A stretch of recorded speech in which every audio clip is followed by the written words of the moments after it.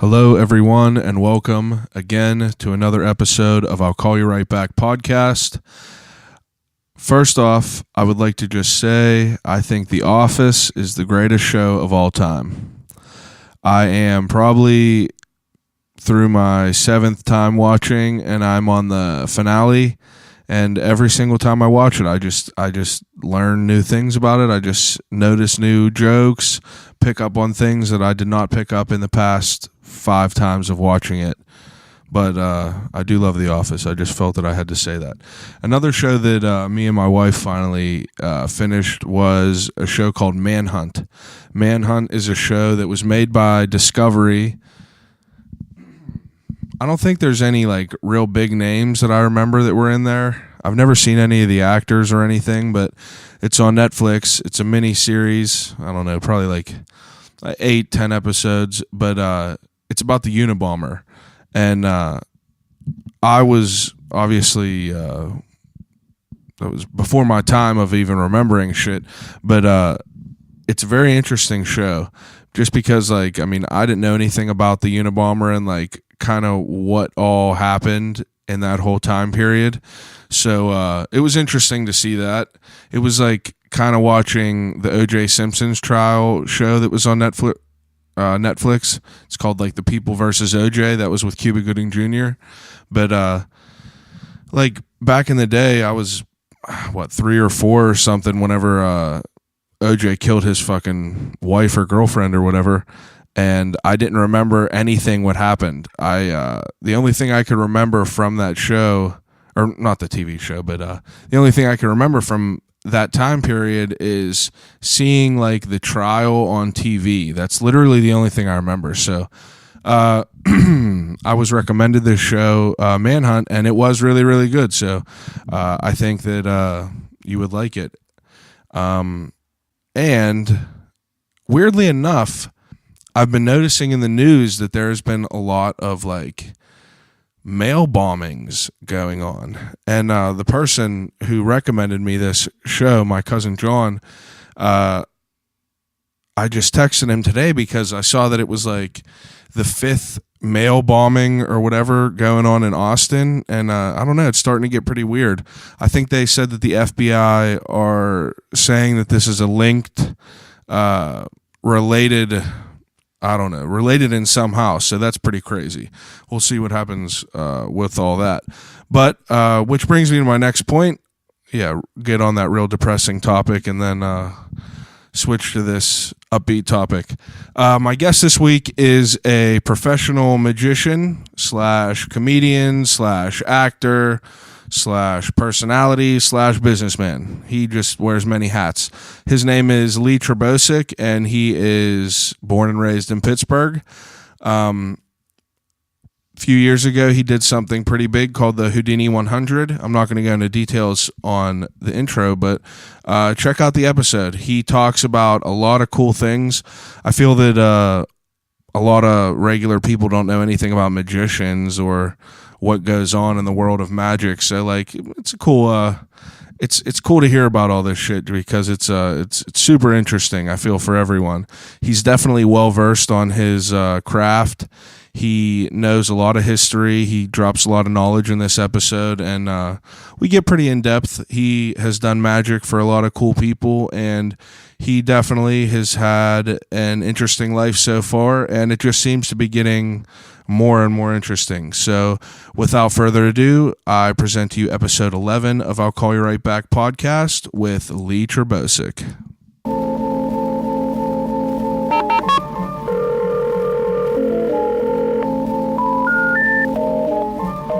I gotta use the telephone. Hello?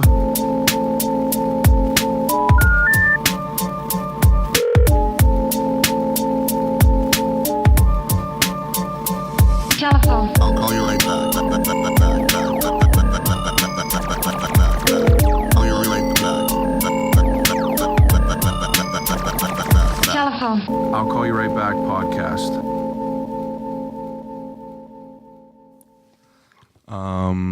Levels are good, so we're gonna roll. Cool. Okay, first segment. What's in the cup? What's in the cup? What's in the cup?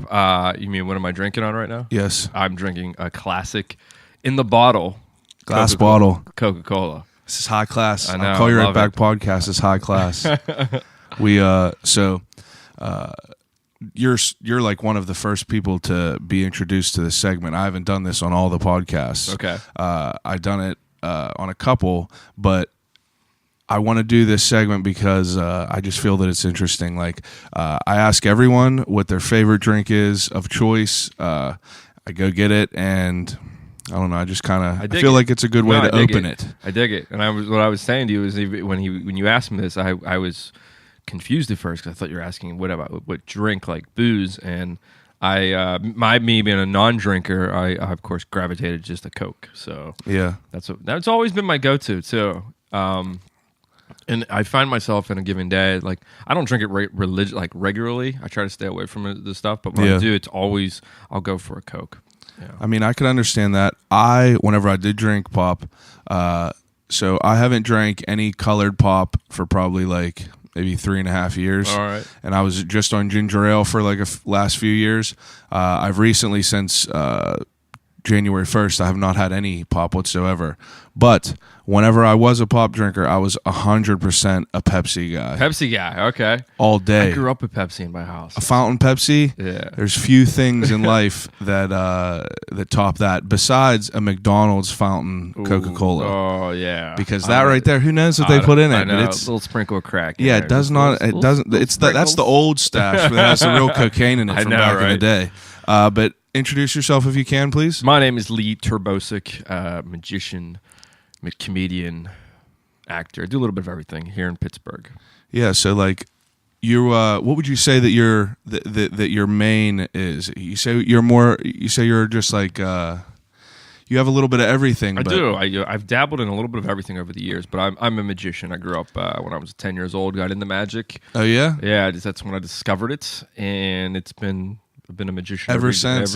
Yeah, I fell in love with it, and when I figured out when I was 13 years old that people were willing to pay me to do it, then it became a career. So really quick, yeah. Yeah, you got to find something you love. Found that hobby that someone was willing to give me a dime for, and actually my first gig was a Pizza Hut where they would pay me in they would actually pay me in pizza. So, oh yeah, yeah. That's why That's not a bad pizza, deal so. for like a younger kid. I know. Do I was a couple of tricks, have a slice. I did magic on Tuesday nights at a Pizza Hut in my neck of the woods. It was literally my first paying gig. And at the end of the night, they would make me. I felt it's funny when I tell the story because I almost feel like I was. If you remember the movie Happy Gilmore, 100%, where Adam Sandler he gets the Subway card. Yep. You know, that's what I kind of had because they were like my first like. So every time I would you come loved back, it, and you were getting and they were giving me free pizza, and I would come back no matter when.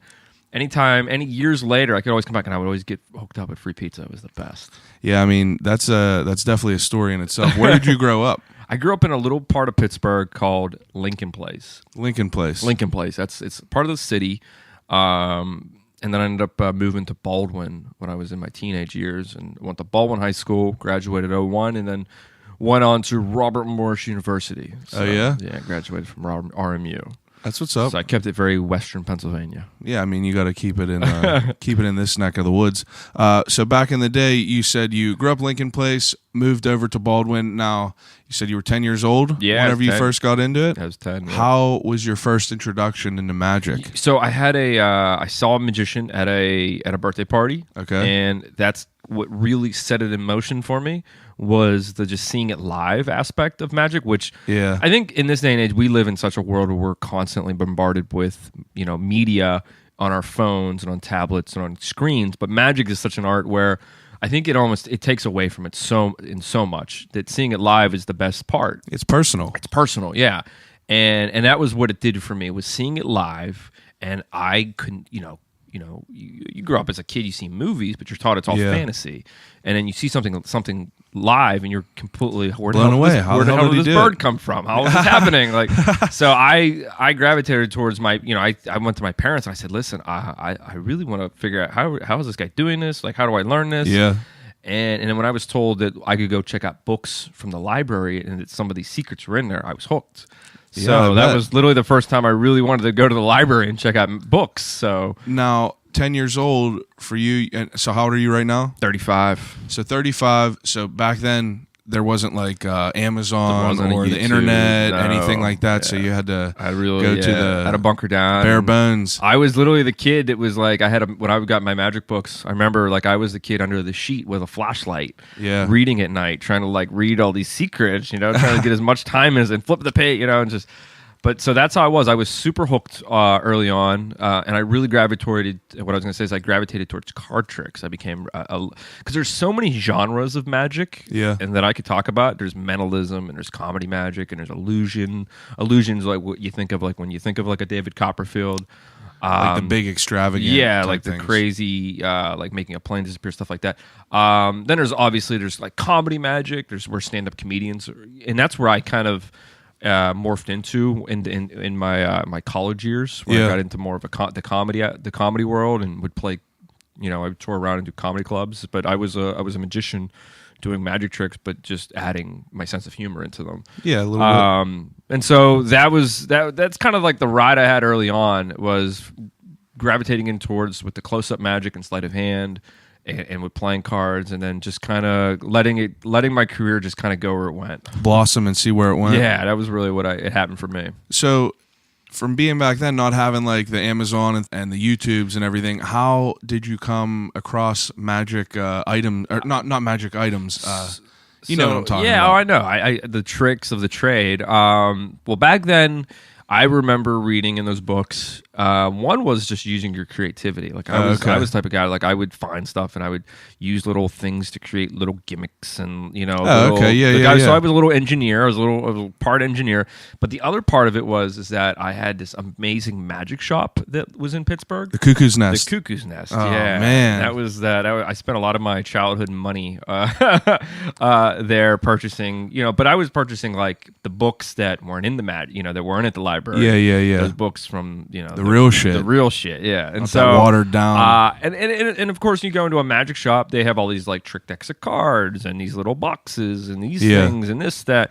And so you kind of learn, you start to really learn seeing these things. And when you learn the secrets, you go, oh wait, that's all it is. And then you know what I mean? So you really something so simple. Something so simple, but it can blow someone's mind. But and that's why like I even tell other magicians, it's really not. It's not to the tricks that you do, it's how you do them. It's the performance behind it. Yeah. And I had a discussion just recently. I was talking about no matter what it is, it can almost play. You can make a trick kind of play anywhere. And I just did a show for the Penguins last week, and I did a trick that is meant for a super super close up magic trick. Yeah. But I did it in an arena setting, and it crushes. And I bet. And so that's just where you can, if you know no bounds, you can kind of take the magic and have it play anywhere. It's just thinking outside the box. While you touched on to the whole Penguins performance that you just did, there was a picture going around of Phil Kessel staring at you with just like kind of like a mind-blown expression with that top hat on. You didn't see that yet? I didn't see it yet. I'm gonna have to show you as soon as we're done, but it was just a screenshot I seen on Twitter, and it's just like him sitting there like looking at these cards like, what the hell? It's funny, man. I just got all the footage back from the Penguins just the other day, and I was sorting through it, and there's some good like still shots.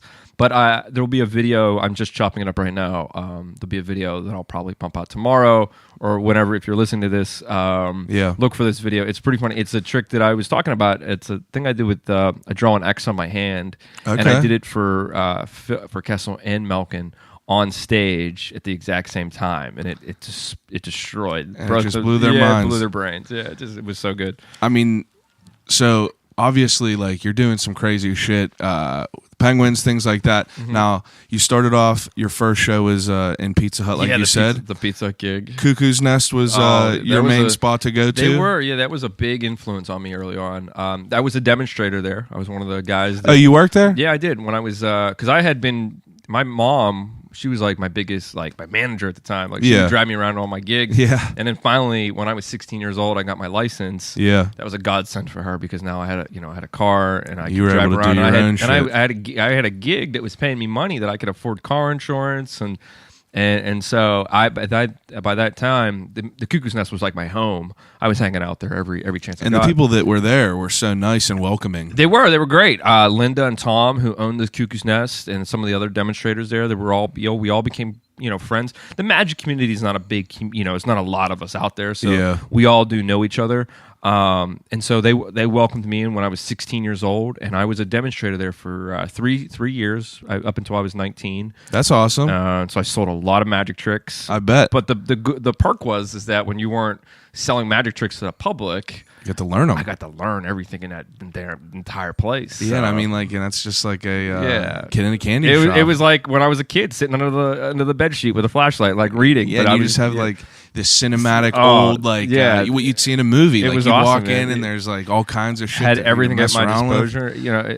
And that was my job. I was there to like learn everything about every magic trick. So That's awesome. I prided myself on literally almost knowing, on almost being able to do like every trick that we sold at the Cuckoos Nest at one time. Well versed. Well, I tried to be, and R.I.P. the Cuckoos Nest. They actually just closed down a few years ago. Did they? They did, yeah. Oh, I didn't know if there was another location or anything. No, like that. they That's what I ended was up gonna ask closing you down. about. The brick and mortar magic shop really just doesn't exist anymore. I bet. I mean, they were holding strong for a They minute. did. There. They were like one of the last ones to go too. Yeah. But nowadays, everybody just buys Shit everything online. on Amazon. Yeah. No one wants to wait. Yeah. No one wants to support the local business. I It's know, terrible. I know. But I feel like with a magic trick, though, if you're gonna, I mean, it's such. You don't want to read the bullshit online. You want to go see it. Yeah, that you need to be kind of, and that's how as a magician early on, I actually ended up having a mentor. I had a mentor when I was a kid too. A magician mentor. His name's Paul Gertner. He's an unbelievable magician. But having that guidance behind the scene, of somebody to really show me kind of the ins and outs and stuff that I didn't know was a huge benefit early on. Too. Oh, I bet. So like in high school and middle school, like start middle school. Now you probably did magic in school and everything. I did, like that? I did all the little talent shows and used it to like impress the girls. I mean, that's probably a killer. It's probably a killer for conversation. and It everything worked like that. really well in college. So I'm sure in I worked like college, middle gangbusters school in is just college. like middle school, but college, I'm sure it would do well. College, especially after people have a few drinks. I was always the guy that I was always invited to all the parties because everybody knew. Like some of my friends, they knew. Like I was an instant walking pickup line. First of all, Yeah. I really was. I could be like, hey, what? Look what this guy can do, and it was Lee. Just do show him a card trick. That's usually how it went. But when I was in college, I go to the parties. I would be like, hey, anyone want to play strip poker? I'll deal. Because they didn't know what I could do. With perfect. They didn't, and I didn't know me, and they didn't know what I could do with a deck of cards, and so I naturally just got all the girls naked. There you go. That's you got to work to your advantage, right? Yeah, so that worked well. That's a legendary story. I mean, to be able to do that. High school was fun though. High school, I used magic a lot in my. I used it in classes for like projects and stuff like that. Yeah, and I did all, like I said, I did all the talent shows. And stuff. Now, did you do anything else in high school besides for like magic work? Like, did you play sports or anything? I was an athlete. Oh yeah, I was. Yeah, a magician, athlete. I was a magician and an athlete. I was an athlete first. I was more of an athlete than I was a magician. What was your sports? I was a soccer player. Soccer. I was a basketball player. Okay. And I was a sprinter. A sprinter. I was a sprinter. Yeah, I don't know anything about that. I was the quick white kid. The quick white kid. That was it, man. You were pretty fast? I was a fast. Yeah, I would run the 100. I set a couple Whippeal records. Oh shit! Went to states. Couple accolades. Couple couple of my records I think still stand up there too. That's dope. So I went to Whippeals, our soccer team. I played. I was a midfielder. But I played since I was a kid. I still like to get out occasionally and kick it around. Yeah. I don't as much do. I still run and I still work out to stay in shape for some of the, like when I'm doing like the crazier stuff with like the Houdini 100 and stuff like that. Yeah. That requires me to stay in pretty good shape. But I don't get around and do as much as the crazier stuff. I actually avoid playing basketball anymore. Because of my hands, I'm so precautious. Like, it's a money they're my makers. money makers, and if I break a finger, I'm out of a career. Yeah, that's a good point. I never even thought about that. You got to be delicate. I stay away from basketballs and car doors. Those are my two biggest fears. That's understandable. In high school, were you doing a bunch of different shows? I was. I was still doing the restaurants. Yeah. I got really big into doing restaurants. I was doing almost a restaurant a night, every night of the week. Now at these restaurants, were you like a wandering magician? Yeah. Oh yeah. Okay. I would just be like at the Olive Garden or the Italian Oven. I did yeah? Max and Irma's. I did literally every Pizza Hut in Western Pennsylvania. I feel like, yeah. How come I feel like I've never seen a magician at any of these places? I don't know. I don't know if they really do it anymore. I know Max and Irma's, I think, still kind of does it. But I kind of, I wouldn't say it in any way. I brought, restaurant magic to light. I did. It had been around for a while. I just was captivated by it because I found myself having a brand new audience every night in a different place, and people were willing to give me money to come do it. Yeah, that makes sense. And so that was my hustle. Like that was I would perform as many nights of a week doing restaurants because I was performing for maybe a couple hours, 2-3 hours at a time, and making pretty good money and always having like a free meal at the end of the night too, which was always nice. Now, did you ever have a shitty job?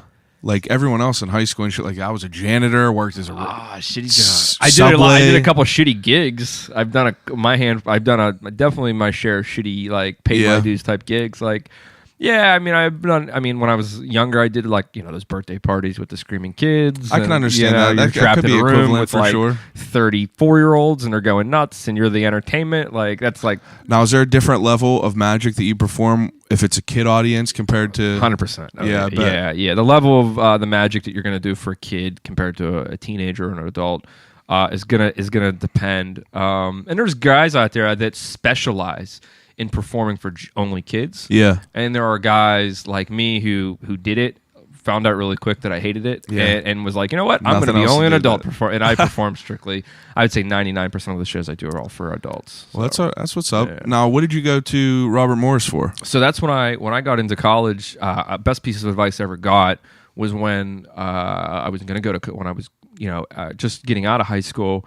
I didn't want to go to college. Mom and Dad wanted me to go to college, but I wanted to go and perform. And because I felt like I was already behind, in your mind as an entertainer, you want to be gigging around the country and touring and seeing the world. And here I am trapped in Pittsburgh. And I got being told I got to go do 4 more years of this. And so I fought against it for a while. But I eventually broke down because my mentor, Paul Gertner, he gave me this piece of advice that changed my life. He told me, Lee, he goes, you will always have the show.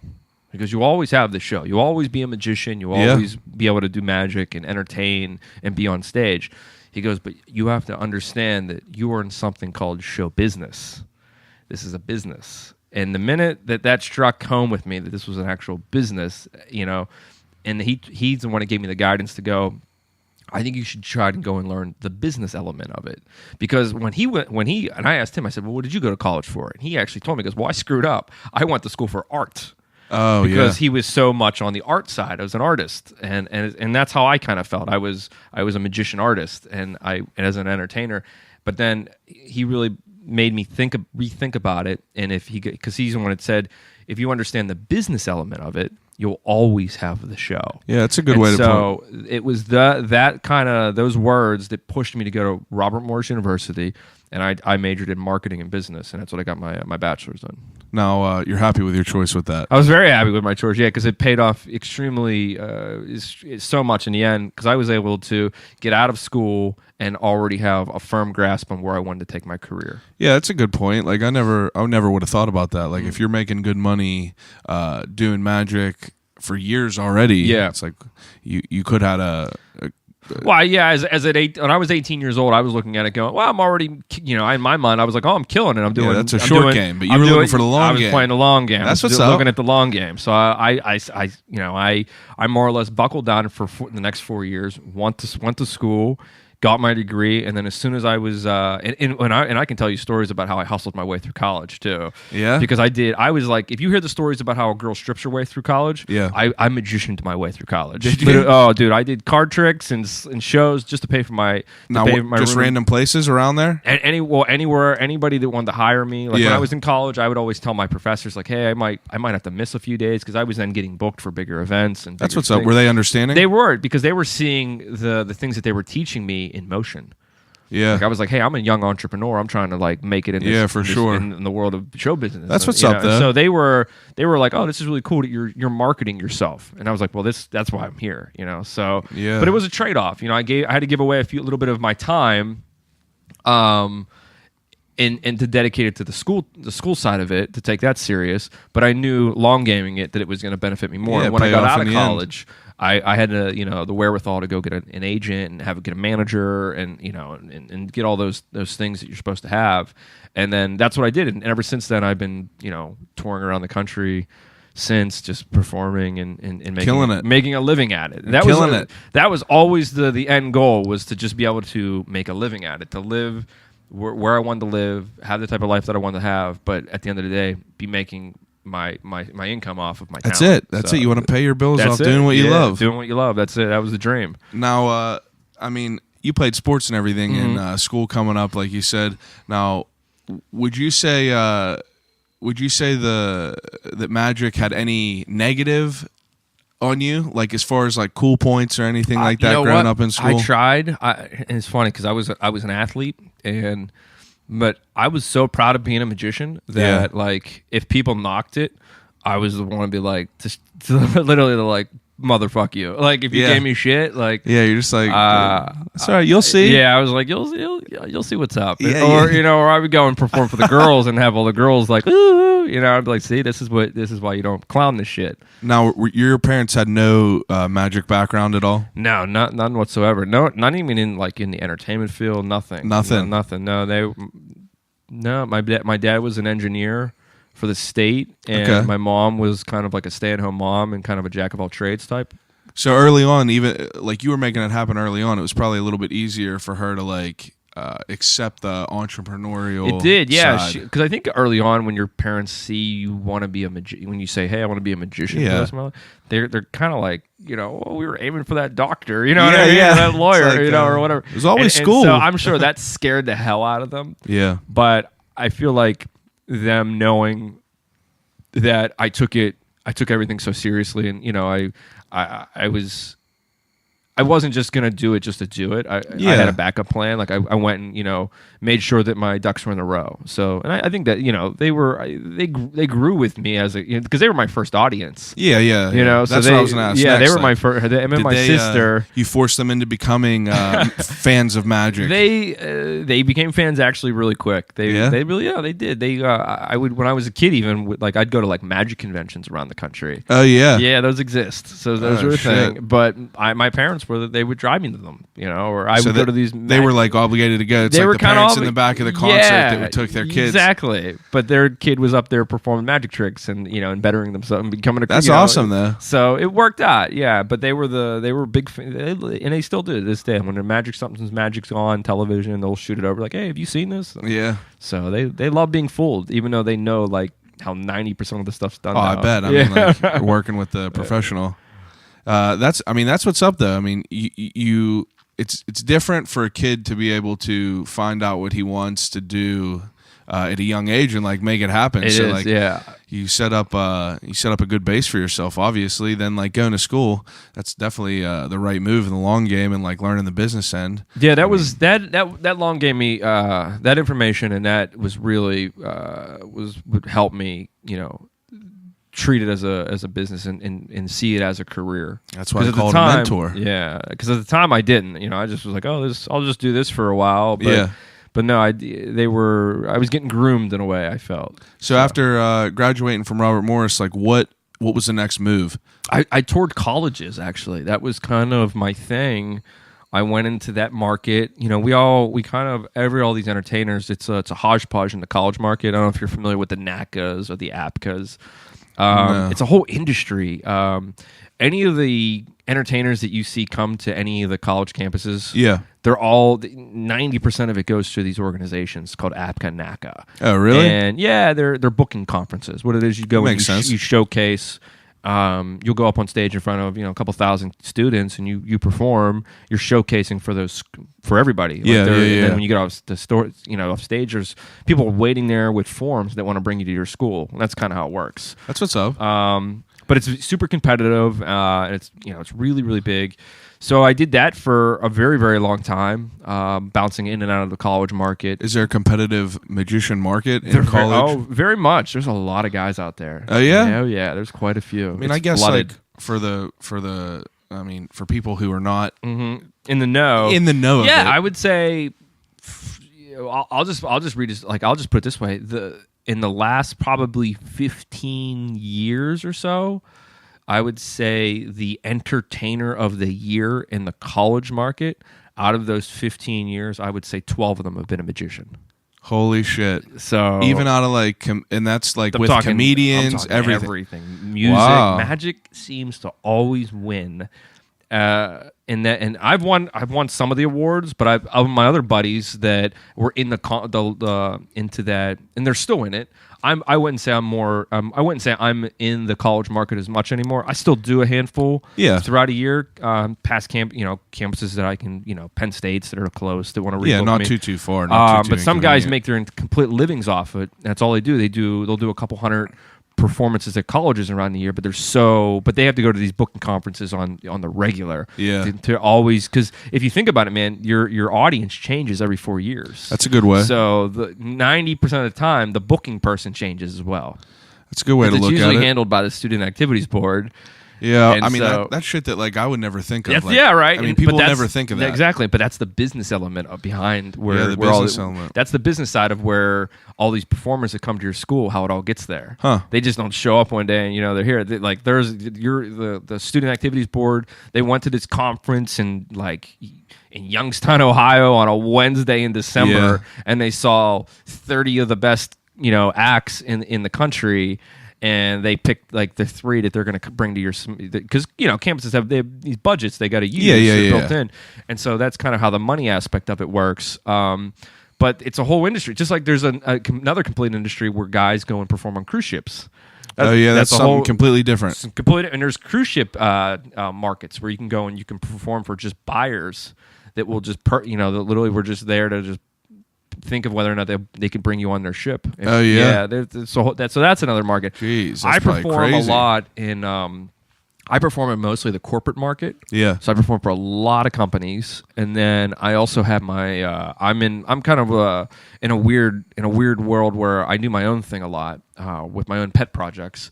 So I have my own residency, my own theater show that I do at Hotel Monaco. Yeah. Now explain what that is a little bit. So that was a show that I created in 2010. Okay. Just with my love of close-up magic. I've always loved sleight of hand and close-up magic. But that's your wheelhouse. That's my wheelhouse. It's my favorite stuff to perform is sleight of hand. Okay. But there's not a lot of places where you can go and see that live, right? Yeah, because you were saying before, to be able to do that, you got to have people that are up close. Exactly, you got to bring them to you. Yeah, and so to be able to have the same effect. And I'll occasionally I'll get booked for corporate events where I'll go and I'll do an intimate show for just 40, 50 people. Yeah, and I've had that multiple times over my career. And then of course I have corporate events that book me and they want me in front of 100 to a couple thousand. Yeah. And when you're dealing with those audiences, the magic that you're choosing and you're doing on stage is completely different from the magic that you're choosing to do for 30 to 40 to 50 people. Oh, I bet. So that's where the separation is between the close-up and the stand-up of the stage stuff. So the close-up stuff, being that it was always my favorite to perform, and I thought it was always, you got the best reactions. It was intimate because of how close up you were. Yeah. You're not seeing it on a big stage. So, but there's really no way. There was really no way to make that a thing unless you were performing at a restaurant. Yeah. And so small environment. So I was always looking for ways to do a close-up, theater show, intimate. And so in 2010, I teamed up with my buddies at Shop 412 to do an event, and when we collabed on it in 2000, we ended up doing it in 2011, but we talked about it in 2010, and that's when I wrote the script for 52 Up Close. Okay, and that's the name of your show. And that's the name of my show. Yeah, I had just put 52 because I was going to do card tricks, and then makes sense. And then my mom when I was out talking to my mom, and she was like, "Well, aren't they going to everybody's going to be really close, right?" And I said, "Yeah." She's like, "Well, then call it 52 Up Close." And then we ended up deciding it was only going to be 52 people, and it was going to be intimate. Now that's how many people were in the show. Yes, 52. 52. Yeah, and that's how we started it off at Shop 412. It was originally just supposed to be for 52 people. And then that sold out, and so we ended up just doubling it in size and made it 104 people. We did a custom T-shirt, we did a 412 T-shirt. Yeah. And then I did my first performance on, I think it was October I want to say it was October 13th. Yes, it was October 13th. It's my wedding day. Oh, yeah, there you go. Friday the 13th. Friday the 13th. Well, that's when I brought it back this last year. I brought it back on Friday the 13th. Oh, yeah? Yeah. That's what's up. So, it's a good day. So the show debuted in October in 2011 at Shop 412. Yeah. So that was where your first show was. That was the first one. But before that, I had done I'd headlined the Improv a whole bunch of times. Yeah. I had done some bigger shows, a bigger theater. I did a bigger magic show. But this was a show that I would just dedicated to just being an intimate show. Yeah. So we did it that night, and then I literally put the script and the idea back up on the shelf and moved on to touring around the country some more. And then I brought it back out in 2013, and I did it at the Bricolage Theater downtown. So I did an entire run of it. I wanted to run it for an entire week in a theater setting, and it went really, really well. We did 6 performances of it, and they all sold out, and it was a big hit. But when I was done with it on that run, same thing in 2013. I took the script, and it went back up on the mantle and on the shelf, and it was on the next thing. Yeah. And then it was on to. After 14, after that one, I started transitioning into Houdini 100. Yeah. Now explain. Now I know a little bit of it, but I explain what that was. Okay. I mean, that was a big deal in Pittsburgh. Yeah, that one got a lot of attention. That one actually came about in 2010. Okay. When I was up in New York with my mentor Paul Gertner, we were up there. He was performing a show. He was doing a show in Manhattan. And he invited me along just to help him out, set up all the magic, and run his tech. Yeah. And it was after the show the next day, before we drove home, he said to me, he says, "Hey Lee, do you want to swing by and see if we can find Harry Houdini's grave?" Oh yeah. Now this was That's in 2010. Wild. So I was like, absolutely, that sounds really cool. And at the time, I wasn't even sure that Harry was even buried in New York. Like, me knowing quite a bit about magic and history, I was under the impression that Harry was buried in Appleton, Wisconsin, because when he was an immigrant from Hungary, his family ended up settling in Appleton, Wisconsin. That was his Wisconsin. Home. Yeah, when he was an immigrant. But I didn't know this, but he actually came into New York first, lived there a little bit, and then his family moved from New York to Appleton, Wisconsin. So wild. When he died in 1926, at the age of 52, by the way. Really? He was 52 when he died. That's weird. His wife, Bess, had him buried in a little Jewish cemetery in Queens.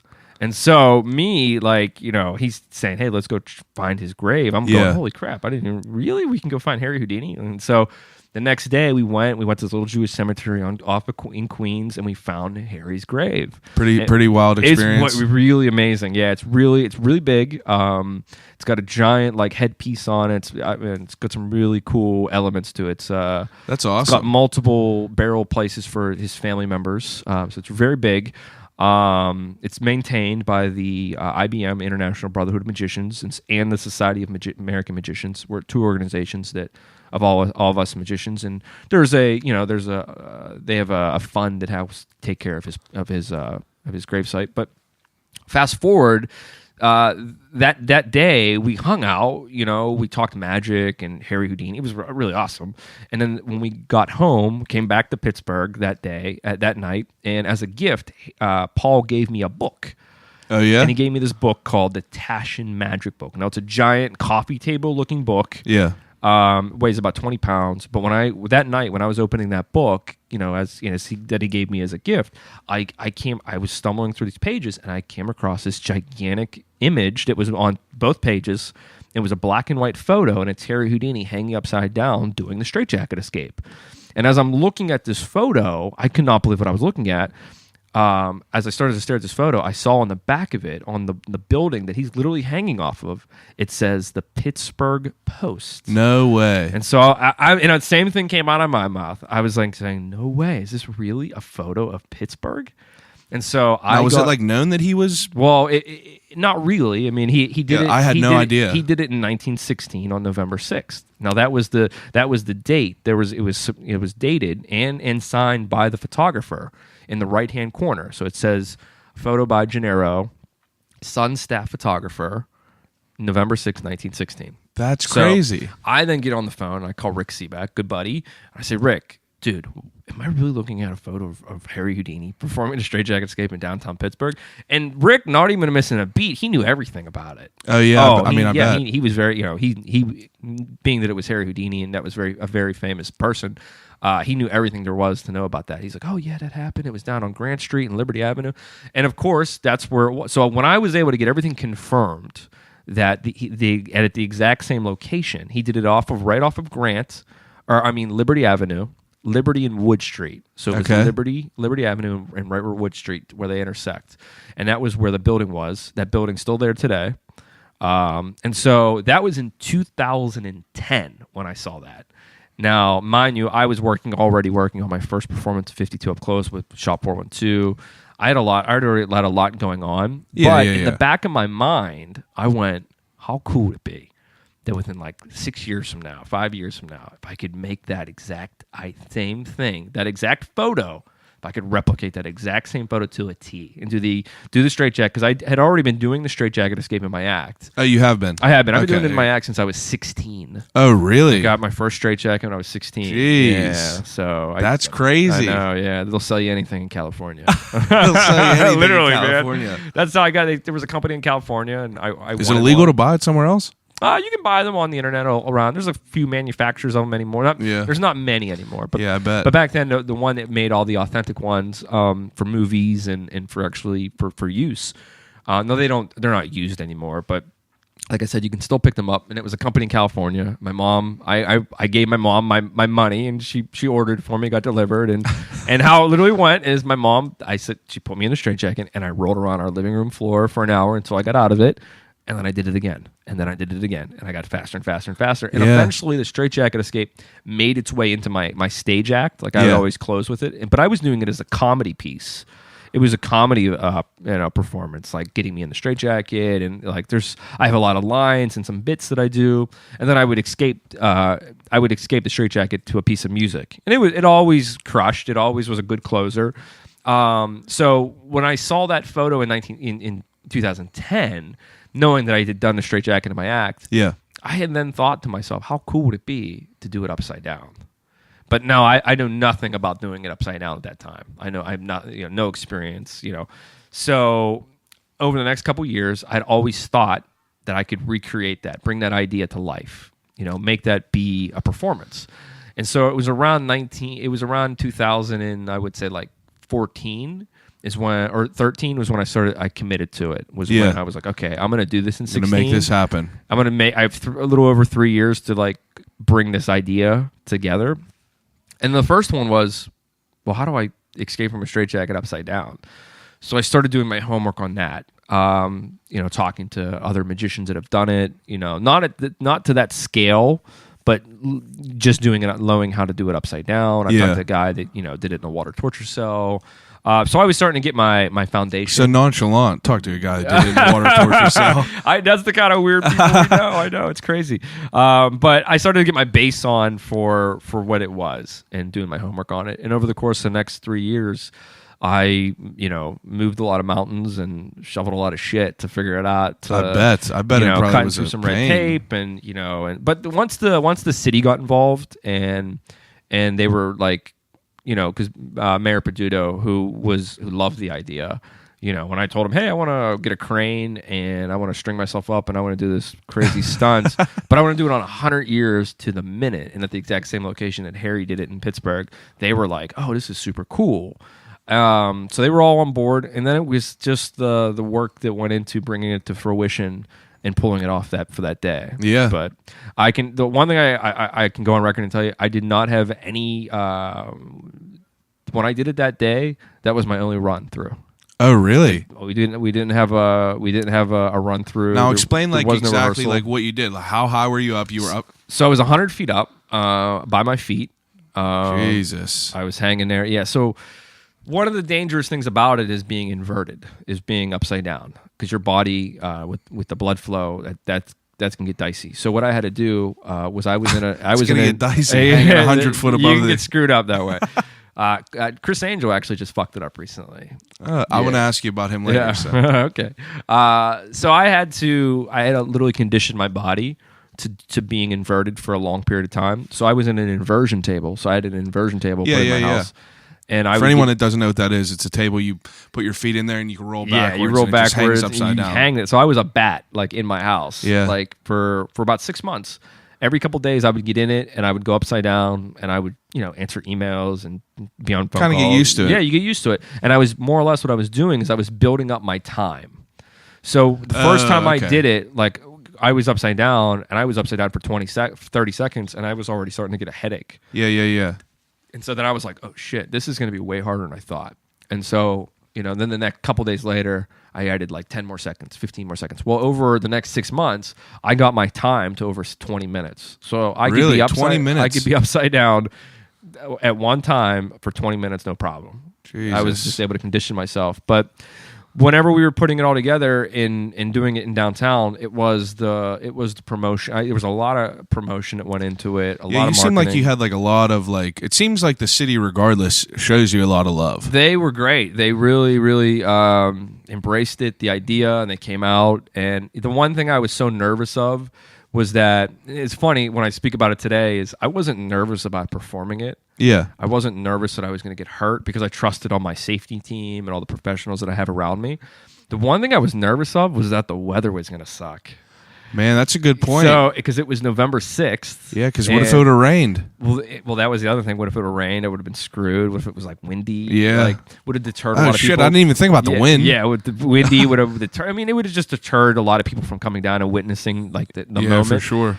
So I'm so grateful that it was a beautiful, beautiful day. The sun was out. It was like in the 60s. I mean, I couldn't ask for a better day. The only other thing that I had like going against me on that same day was that the Steelers were playing. They were playing at Baltimore at 1:00. Oh shit! So and you know how Steeler and Pittsburghers are. They're not going to miss a game. Yeah, they're in their houses watching. I had to make it for be in a way, and it worked out because when Houdini did it, he did it at noon. Okay. So his performance was at noon. So my performance had to be at noon, which was great because once everything was done at like 12:30, everybody could go and watch the game at 1:00. So how long did it take you hanging upside down? So we started the process at exactly at noon. That's when they gave me the Pittsburgh Proclamation, which was really cool. Yeah. I had Rick Seebeck, and I can tell you a really funny story behind this that has to do with this day. Please.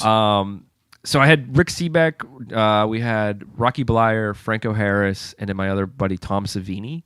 Oh, They were all there to put me in the straitjacket. So they were so awesome. They came in and so they put me in at noon, and that's exactly, like I said, that was exactly when Harry would get in the straitjacket, and he would be lifted into place, right?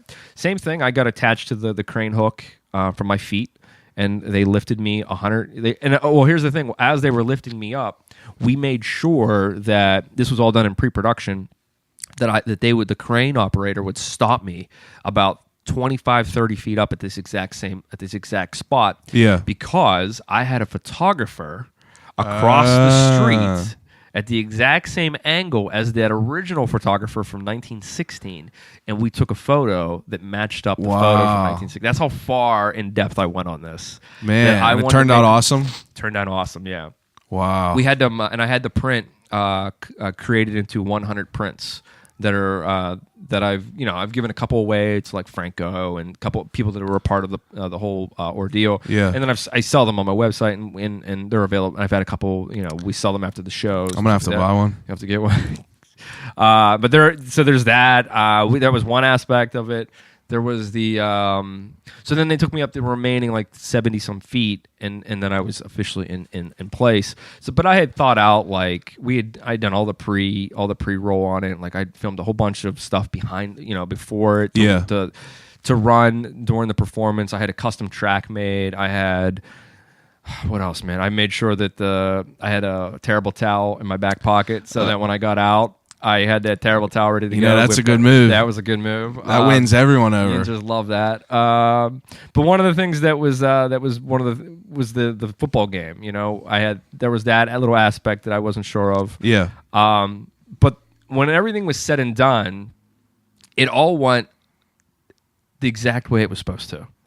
I played it out in my brain. All panned out. How I played it out in my brain was a zillion times.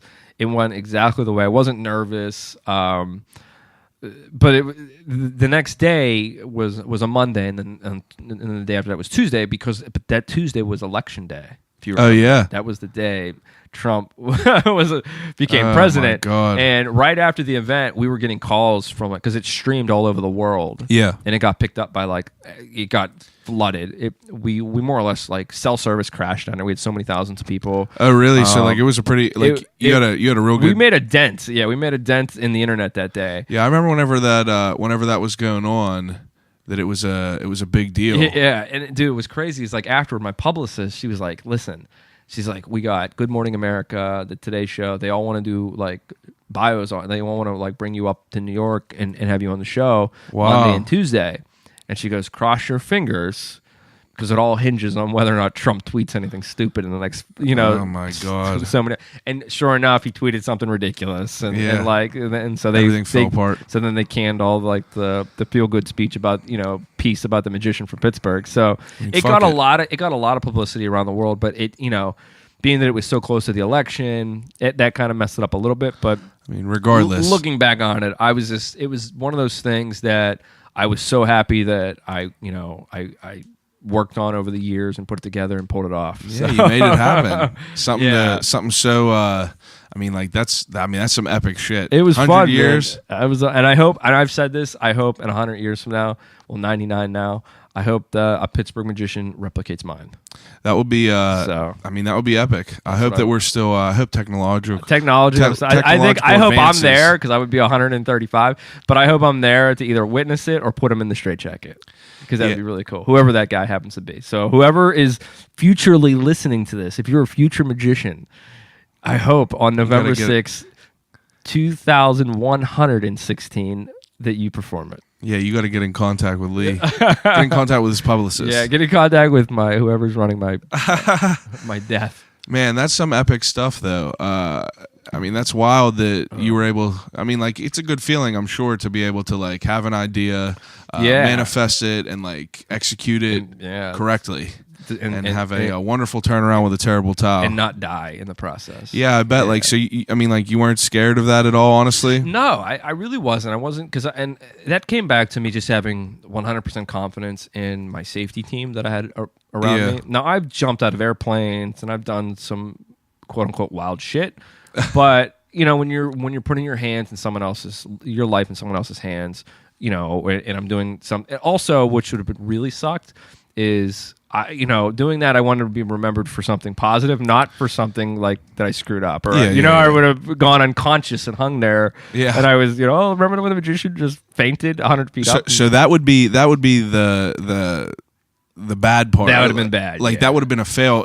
That's what would have happened. You would have went unconscious. I could have gone unconscious. Okay, so worst case is something happens and you slip out and you slip out and you fall to your death. Yeah, and you die. We don't want that to happen. But for not falling, you just go unconscious. You could still you could pass out, and then when you're up there, that makes sense. It's doing damage the longer you could do some serious damage to yourself. Now, what kind of stuff did you do besides hanging on an inversion table to do this? I was back. I was back on a pretty regimented diet. I was back, in the gym, running, lifting. I was back in college. Being shape. Healthy. I was back in college day shape. College day shape. So, I took it very, very serious. I'm sure you would. 100 foot in the air. I know. I had to. There's no screwing around. But I will.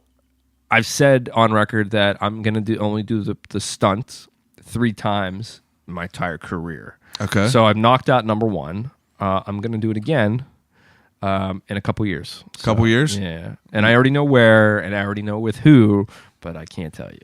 That's fine. That's fine. I accept that. It's probably coming in I'll either do it in 2019 or 2020. Man, that's I feel like whenever I think of magic tricks, I got involved with magic tricks. I was probably 14, Epcot. Mm-hmm. And, the magic shop at Epcot. Real touristy, and the guys got there and they had some D-lights. Yeah, and I know the guy that created D-light. Dude, they brought me right in because I was like, holy shit, and I was always just a fan of it, just because. the same shit. You go to a party, you see people like make shit disappear. I remember my grandmother was definitely the reason why I got into it, because every year we would go to this American Legion and they'd have the same magician. Okay. And like he would do he was like your Michael Scott type of magician, with the 3-piece suit, top hat, pulling a rabbit out and everything like that. And I'm just like, how the fuck is this guy doing this? Yeah. But in middle school and everything like that, I think of it whenever we had like book fairs and everything like that. The shit that I would buy were the magic kits, and I would buy the bouncy ball making kits. Oh, okay. And those were obviously like some lower end, like shitty plastic things that break. But down at Epcot, like they have like a legit shop kinda. They did, and they sold those delights by the ton. That was the best thing that you could have ever brought to be able to get people to come in the store. The guy that made those, his name's Rocco, a famous magician actually.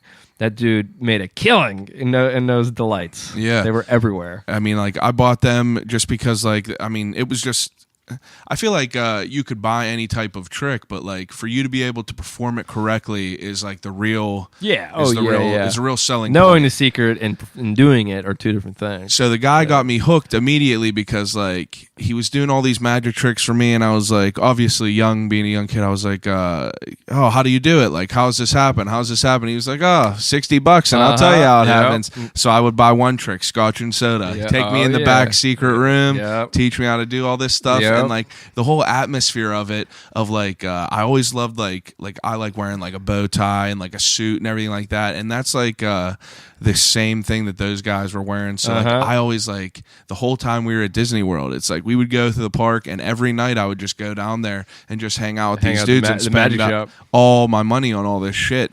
And I brought this back to school, and that's the reason I asked you if it was like any negative on your cool points or anything, because for me it definitely was. It was? Wow. I mean, I was a fat kid in school, so I immediately got it rough from that. And then I decided to be like, you know what? I'm going to go to our school dances and do magic tricks. So, I mean, like, I did a few. Like, I wasn't too bad. Obviously, I wasn't hanging from a building or anything like that. But I just think of, like, well, I'll say this. It's material selection. Yeah? Can get you. Material selection can get you early on. I remember like when I was learning like real early on, I remember like learning like the handkerchief trick. Yeah. And I was like, you know what? I'm not gonna do this. Red foam balls. Because I didn't like that little handkerchief move. You know what I mean? Like, so I stuck to like the stuff with money. I loved when I was in high school. I always liked doing stuff with other people's shit. Yeah. So therefore, it didn't feel like it was me doing me asking to perform a magic more trick. Real because someone's giving you something. I was like, yo, let me borrow your $20 bill or your bill, and then I would rip it up, or I would burn it, or I would have them sign it and make it disappear and have it cause it to appear somewhere else. Yeah. It was those types of things that I think learning those types of secrets early on and learning how to do, and like having the balls to like do those types of tricks. Yeah.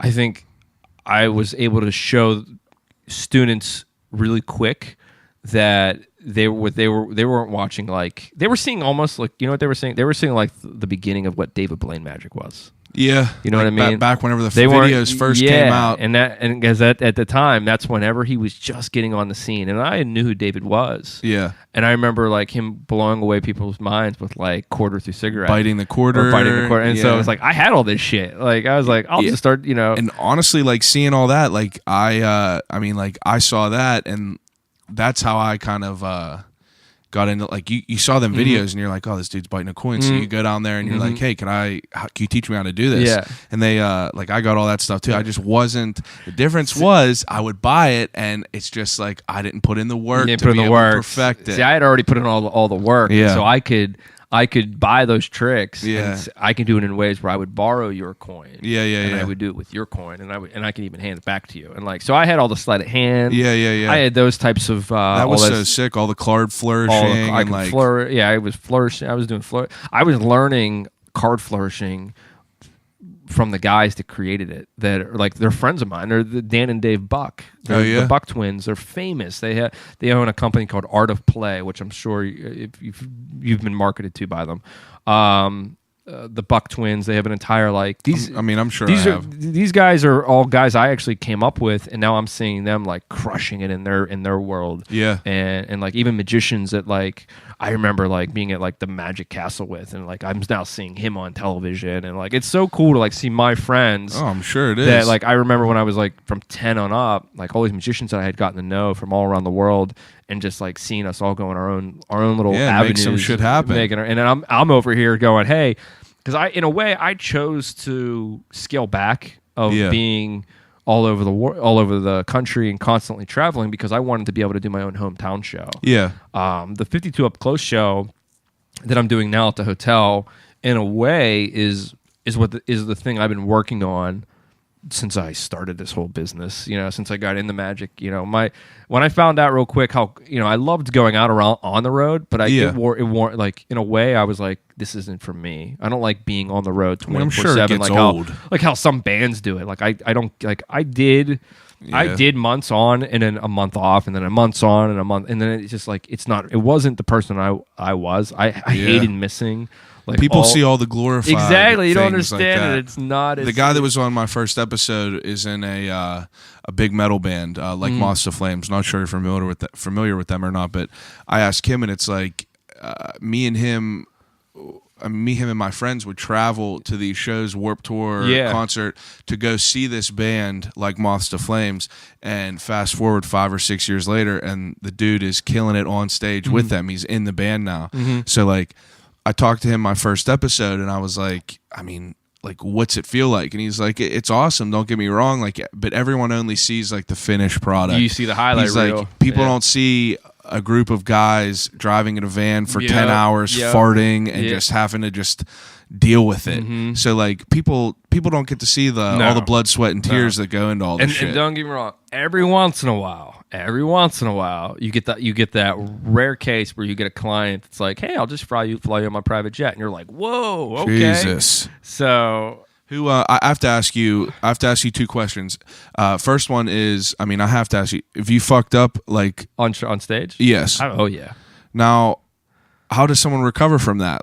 Like, do you kind of use your comedic side of it? Yeah, I can. Yeah, I've always leaned on my comedy side of it of something. I mean, it happens. It's it 100% happens. Everyone, regardless of magic. No artist is going to go flawless. No artist is exactly. Musician is going to hit every note and play every song correctly or say every word. That's exactly it. You got to be willing to fuck up. You got to know when you fuck up. Just own it. You just got to own it. You just own it, and that's that right there is what makes people respect you. Exactly. I think, like, and if you can just say, hey, I fucked this up. And you know what? And as a magician, when you miss, all it shows to the people is that you're human. You know what I mean? Like, everything I'm doing on stage, whether I'm doing mind reading or sleight of hand or all this shit, like, I in no way have no special abilities other than like, I don't, like, reading someone's mind is so vague. You know what I mean? Like, people think I have an actual ability, but that's not true. I have the ability to make it look like. I hope people are listening know that you're not like Harry Potter. I know, man. And you're not just flicking and making fire. But I understand what you're saying. There is an incredible framework that goes in behind all this big stuff equation that people don't know about. Exactly. That works in my favor to so that the stuff does look flawlessly. Yeah. But when something happens, like I said, you just own it and you just move on, and people forget, and that's how it is. I mean, lucky for you, you're a personable person, and I mean, like, I'm sure some magicians are not as personable as you, but to be able to work with your like the comedic side, because like you said, you said it's like a magic show / like comedy act almost. Oh yeah. And I mean, like, I feel like that would be a good blend of things. I try, because at the end of the day, it's entertainment, and if you're sitting there and you're not having a good time, then I'm not doing my job. Yeah, my job as a performer is to entertain and bring smiles to faces and amaze the shit out of you. I feel like it would make it feel more real, like you being like a like not as like I'm not putting on. I want to say in a way I'm not kind of putting on airs. Yeah, I'm just kind of just going. I'm being me, and I'm trying to show you the things that I enjoy and the things that I'm fascinated by with magic. Yeah, that for sure. That I've picked up over 25 some years. Yeah, 25 years, man, 25 almost 3 decades of doing this. I know. And I plan on retiring at 52. 52. Yeah. That's kind of when I want to start maybe thinking about doing something else with my life. But what the hell else would you do? I don't know. You don't have no other idea? I like that idea. I like that. I like the unknown. The wonder. I used to fly. This is a story I'll tell you real quick. I used to fly to Los Angeles and just with an open ticket, and I didn't know where I was staying. Like, it was something I used to love to do. I would just pick up one day and I would literally just fly to LA, and I'd get off the plane and I'd just be like, all right, get a rental car, and I would have no plan. Yeah, and just let it see where the world goes. And my stories from those trips were always ridiculous. So I have to ask you. I have to ask your opinion on people like David Blaine and Chris Angel. Sure. And I want to know about Chris Angel. Like, what do you think about Chris Angel? Like, what does a real working magician he does not have a great reputation in the magic world with magicians. Oh yeah? I've met him 3 times over the years. All at magic conventions I feel like were they all? Yeah, they were all conventions. I don't really talk shit on him, but at the same time, he's not my cup of tea. He's not my favorite performer out there. I do have major respect for what he put into his career. Yeah, to get where he is today is really, really incredible. He had a hit television show for how many years? A bunch of years. He with Mind Freak, and he has a Las Vegas show. The show doesn't get the greatest reviews on the Strip, but he is going against who I think is the best magician of all time with David Copperfield. So that's who you think is the best of all time, David Copperfield? I believe Copperfield's definitely probably the best magician of all time. Yeah, just what he did for the art. Educated opinion. What he did for the art and just what he's a guy that's like he was a hometown, he was a hometown name like in the 70s. He did it all through the 80s. Yeah. Did it all through the 90s. And he's still killing it. We were talking about it before we were recording. He does 500 performances a year. Yeah, I was literally just going to say that. You said that David Copperfield performs 500 times a year. He does like 365 days a year. Exactly. So, do the math. I've just come to he's a machine or he's a robot. I don't know. Because I do a couple hundred shows a year myself, and I'm worn the fuck out. I bet. Because so you're working. I mean, you're working every week. I pretty much do. I do a handful of shows every week. Yeah, depending on whether I'm traveling, whether I'm doing my theater show, whether I'm doing some corporates, or I'm doing a charity event. Always had something going on. Like the Penn's event was a charity event. Now, mind you, that was a very special event for the Penn's Foundation. Yeah, and that one had a little bit of planning behind it. So that one had a little bit of work behind it. But David, to knock out, he does. Doing his show at the MGM. He also flies down to his island. So that's another thing. You can rent his island, go and stay at his island, and he'll fly in on your final day, and he'll do a show. You can rent it for a quick. What would you say? 300,000 something? I think it's gone up though. Hey, rent too. I think it's for 10 of your friends, and it's like a minimum of like 300K or something. Jesus for a Christ! Week. Yeah, but then you have David fly in on Sunday. So he just did how many shows in Vegas, and then he flies in, and then he does a show on Sunday night on the beach for your final night. That is insane. Then he flies back to Vegas and just does it all again. Like, I'm just blown away. You gotta love it. Like, I mean, he eats and sleeps and breathes it every. Gotta be obsessed. Has to be. Penn and Teller are two of my favorites. They have a killer show in Vegas, and they've actually, I think they have the longest tenure of any active performer on the Strip. Yeah, I think they've been there for 25 years. I always like seeing them on like the different shows, like you'd see them on the different TV shows and stuff like that. They've been on like Letterman a lot over the years. Yeah. They even stuff hosted. Like that. I always thought it was really cool that they hosted SNL. Yeah, because which one doesn't talk? Teller doesn't talk. Yeah. And so Penn hosted. Yeah, Penn hosted, but like he, even though he doesn't speak, like he's still a loud personality. He's such a great, and it's just a good performance. Like you were saying, it's entertainment, and it's just like such a good form of entertainment. Their show is so brilliant. In my opinion, like if I were to tell anybody that's going to Vegas, don't go see Chris Angel. What you saw on TV was good enough. You're not missing anything. If you want to see the best of the best, either go see Penn and Teller at the Rio or go see David Copperfield at the MGM.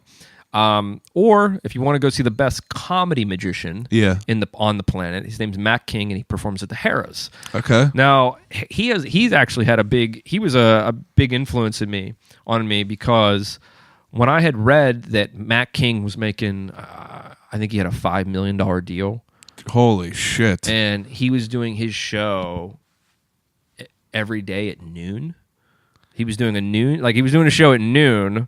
Right? Wow. And then he was picking so here's what his life was. He wakes up, he gets his kids off to school, he drives down to the Strip, he walks in, he goes and does an hour show at noon.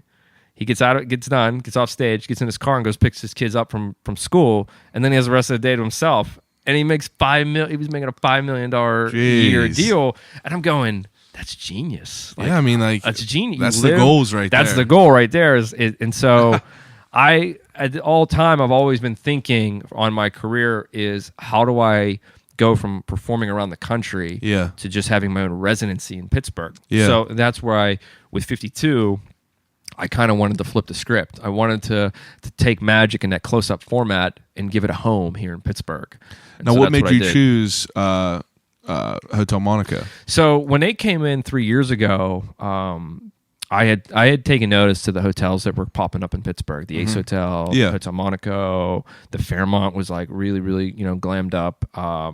So there was these really Pittsburgh was starting to get these higher end hotels, and I thought it now was the perfect time for one of these hosts to host a quote unquote a resident magician. Yeah, like you hear of like a DJ having a residency at a club. Yeah, right? yeah. So I actually, when I had those restaurants early on, I looked at those as residencies. Like I was the resident magician for Max and Irma's. So now it just kind of changed. It for me doing close-up magic tricks around your table, now I have my own theater ticketed show at a hotel. So now instead of me having to go and fly out and travel around the country every day of the year, now I can wake up, go down to the hotel, work on my show, perform my show on the weekends, and get to sleep in my own bed. Yeah. That was the goal. That's the goal you're living right now. Sleep in my own bed. I got sick of hotels real quick. Yeah, I bet it would be a pain in the ass to just travel over and over again. And as a magician, me and the TSA, we butt heads a lot. That's a good point. I never thought about. I shut down Pittsburgh International once. Post 9/11. It was around. I think it was like 2000. I think it was 2012 or 2002. I was right after. Yeah, I was headed to Los Angeles to perform for a few months, and I had packed decks of cards to take with me because I didn't want to buy them when I was out there. Yeah. So I took a whole bunch of decks of cards and I wrapped them in rubber bands to keep them all together. Ugh. But then I put them in Crown Royal bags, and then I put those blocks of cards in my carry-on, right? Oh my! But then in my carry-on, I also had my headphones and my watch. So think about this. It looks like a bomb. It looks like a freaking bomb. So, jeez. Guy scanning this thing sees 2 blocks of C4 and a ticking device and some wires. Like, I literally shut down Pittsburgh International for like a solid half hour, and they detained me. And it was like, that's whenever they were running hot, obviously. Yeah, and they were, so anything was setting them off. But wow. But yeah, so traveling as a magician, and I have TSA pre-check, and like I have all those things to try to beat the system. Yeah, make it a little bit easier. A little bit, and it still doesn't because you're a magician. Because everything in my bag is like screaming, "Look at me! Look at me! Look at me! Inspect me! Inspect me! Inspect me!" So and nowadays I know I'm going to get stopped. It happens every time I go through airport security. And so I just deal with it. I always build in a couple like 10 minutes because I know a TSA agent's gonna rifle through my bag and rip all your shit apart just to make sure you're not hiding things. I used to put notes in my check bags. Not here. Not here. Disappeared. I used to put a note in my check bag. I used to say, "Dear Mr. TSA agent, please be gentle with my props. Don't kill the dove." ... JK, there's no dove. And then I would put I would staple a $5 bill to it because I was finding myself getting those slips, those TSA slips, that they inspect your bag. Every time I would fly and like shit would get broken and like I bet. So I started like trying to just like kind of bribe them in a way. So every once in a while, gentle. Every once in a while the $5 bill was missing, so someone did take it occasionally. Yeah. But yeah, so traveling as a magician can be kind of a pain in the ass. Yeah, that's another thing that no one thinks about. I feel the props.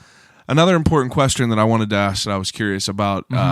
Everyone is always like, everyone's profession is always like progressing, and there's new things, and there's always new technology and things like that. For a magician, who are the people that are developing like these new things and this new technology? I mean, if it's all like this like secret brotherhood, like obviously with the internet now, like back then I remember the original was that masked guy that would reveal all the shit. Valentino. I'm sure that he's hated in your profession. He is. He added me on Facebook, and I did not confirm his request. Fuck you, man. I know what you're doing. Man, that's not confirming the mask. That's when you know, like that's just another like accolade. Like this motherfucker ain't getting in mine. No, but like I mean, there has to be someone who's like the front runner of everything. That's like making the things. There's a couple guys. There's in magic. There's performers, and there's the guys that kind of also there's the inventors, some of the like the brilliant minds behind. Not the some face of of the show. Sometimes they're not the face of the show, and sometimes they're not even performers themselves, but they have just brilliant minds for magic. Yeah, it makes sense. And just how to create like gimmicks, and I say the word gimmick loosely because gimmick can kind of mean a couple things. But but there are a couple guys out there. I'm trying to think off the top of my head right now. There's a magician who is very well known for doing stuff with cell phones. Oh yeah. He's known as the virtual magician, and he does a lot of stuff where he uses he uses cell phones. And there's another guy who is like an iPad magician. He uses an iPad. Like the spiders crawling on the hands and everything. I've done that, and that was invented by another guy. And that's a trick that I've performed numerous times and love doing. And I just did it for Rob Thomas. Rob Thomas, like name dropping. Rob Thomas. Yeah, 2 weeks ago. And freaked him out with that trick. I bet. I did it for Jeff Corwin, too. Jeff Corwin, the animal guy. Wait, I have to ask you, now you brought it up. Who is the most famous person that you perform for, and who is your favorite? My favorite. So I would say the most famous is either... There's a couple in the list. Jack Black. Jack Black was really, really cool. That would be so crazy. Tenacious D? Mr. Tenacious D, yeah, he was great. Pick a Destiny. It was funny when he picked the card. I was like, this is the Pick a Destiny. I went all in on it. Michael J. Fox was really awesome. Yeah, so that just happened, happened. He was super nice. I bet. Who else? Gene Simmons? I've been with Gene Simmons a couple times. He's kind of a douche, to be honest with you. Hey, I mean, he's a douche, but like that's a big deal. Kiss. He was nice. He was okay. He wouldn't be my favorite. Jack would probably be my favorites. When I met Jack, we were at I do an event every year for Robbie Krieger of the Doors. Oh yeah. So one of the founders of the Doors. He's one of the original living members. Actually wrote all the music. He wrote "Light My Fire" and "L.A. Woman" and all that. So Robbie has had me out to his golf classic, his like charity. It's a superstar event. He's had me out to it like literally every year for like the past like 8 years. That's awesome. When it started, it was a benefit for Pat Tillman, for the Pat Tillman. Oh Foundation. Yeah. So I would go out and I would just be kind of hanging in the green room, and I would just do magic for all the celebrities. Yeah, because like there has to be like all kinds of people. Yeah, there. There's literally everybody there. That's wild though. So I would meet Johnny Depp and you met Johnny Depp. Was he a cool dude? You know what? I met Johnny in a really unique way. He was nice. He was nice to me. The way I met him though was that he had been playing golf that day. Yeah. So because it's a golf event, and when you think of Johnny Depp, you don't think of like not golf one bit. Gear. Like, I think of him playing guitar on Marilyn Manson or you don't Jack think Sparrow. of him like wearing shades and just putted off the 18th green. So it was. I didn't even recognize him the first time I met him. And that's just to say that he's a really good actor and he can blend the fuck in. Like, yeah, I bet. So, but he was cool when I got to talk to him. Jack was by far my favorite. When I was with Jack in this green room at this event with Robbie, Jack had gone into the bathroom and he was in there. And when he came out, he beelined right towards me, right? And he made eye contact with me, but he was rubbing his hands, right? So he's rubbing his hands, and you could tell that there was something on his hands. And he's looking at me, and I'm looking at him, and he goes, and he made the joke like, it's not what you think it is, but. He apparently hit the pump for the lotion. Yeah. So he had all this lotion on his hands. Yeah. Right? And he goes, and that's when he's explaining them. He goes, no, it's not what you think. It's just lotion, just lotion. And he goes, I hit the pump for the men's room and too much came out. And he goes, hey dude, like put out your hands. And so I put out my hands, and he takes the excess lotion on his hand. Yeah. And he like balls up me like a whap, and he like throws like the excess on the back of my hand. Then he takes his hands and he starts like giving me a deep tissue massage, like massaging my hands. From like, Jack Black. Jack Black. I haven't even said hi to him. He's just literally massaging my hands. So it got weird real quick, but he was really funny, man. He was magic brought you to meet all these people and to do magic in front of them.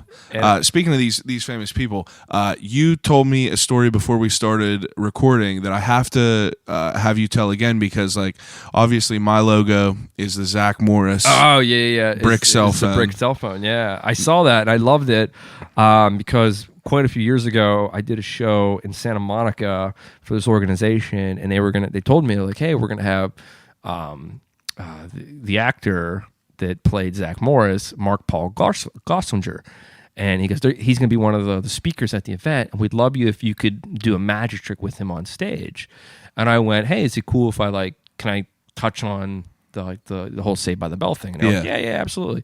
So I went out and I like found one of those brick cell phones and like was going to do a bit with him on stage, and I was going to cause a signed playing card, his signed card, to appear inside. Like I was going to have my phone ring, and it was I was going to pull out the Zach Morris phone as a joke, and then inside the cell phone was going to be his signed card, and it was going to crush. And then at the last minute, I had found out that he actually ended up having to cancel, and so I didn't do that trick, and I ended up doing a trick with. Well, it kind of worked out in my favor because I ended up doing a trick with Bar Raphael. She's like a supermodel. Oh yeah, Bar Raphael. If you know, jeez, I bet that went over well. So I was okay with that, like that they paired me with some supermodel. But I had originally intended to use the block cell phone as my bit with Mr. Zach Morris himself. Now, do you tend to get a good reaction from women for magic? Chicks usually dig magic. I feel that I love doing magic anymore that like scares the hell out of them though. Like, yeah, just like straight creepy. Like I love doing the stuff that like where you can read their mind or just really do some stuff that like they. Like, you know, they've seen maybe a card trick or this, or they've seen like maybe a bill change. But when you can like literally get into their subconscious or their soul and like get something that like they haven't thought about in like 15 years that no one would ever know, and be able to tell them that type of shit, like that's when you're like, you're like, I bet you could start a religion with that shit sometimes. That's some epic stuff, man. It really is. And that's like, so we're here, and you're doing your residency in Monaco, 52. And how long does that go on? So it's open ended, as in I'm gonna probably perform it as long as I can. And the side note is that like I know a guy that's kind of doing. He kind of came up with the idea of doing the magic in the hotel setting, and he's been doing it for 17 years. At a hotel in New York. So I'm in year 2 right now. I'm going to celebrate my 52nd show this year, as well as my 100th show this year. Okay.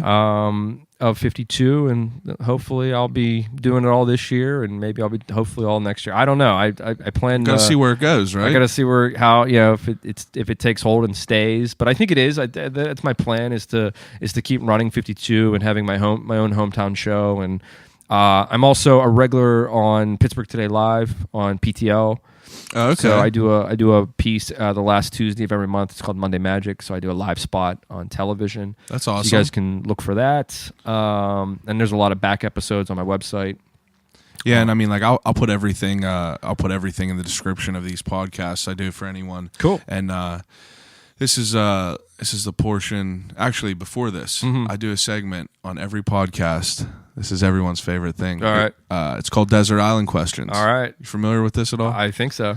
Okay, so I am nice enough to give everyone 3 choices of 3 different categories. The first category is 3 movies you could take on a desert island to watch over and over again. All right.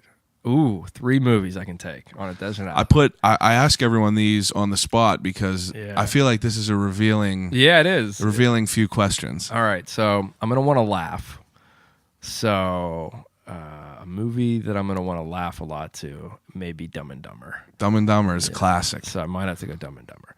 Samsonite.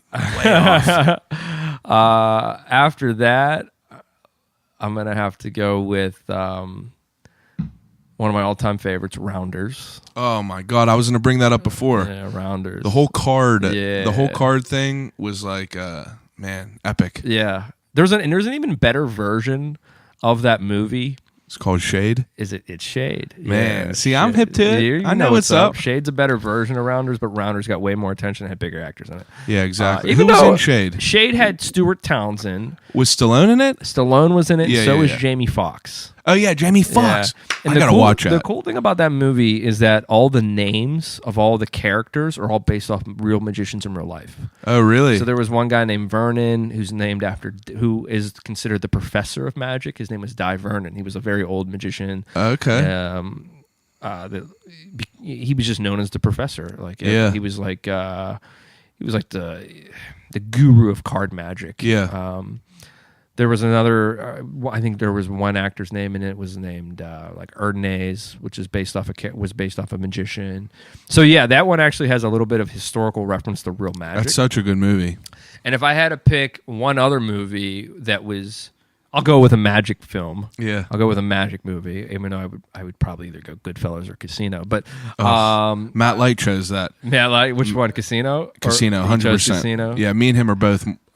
We love both, but Casino, 100%. I like Casino. I think I like Casino more. It got to be. I mean, there's so many better characters, and the fucking mob taking over Vegas. Yeah. There ain't nothing better than But that. I think that with those movies, Goodfellas came first. Yeah, I believe it did. It came first, and then the mob taking over the casino industry. I believe that was based on the outfit out of Kansas City. Oh yeah. Yeah, if you do your homework on that, so it's two different mobs. Yeah. So Goodfellas was based off of the New York mob. Yeah.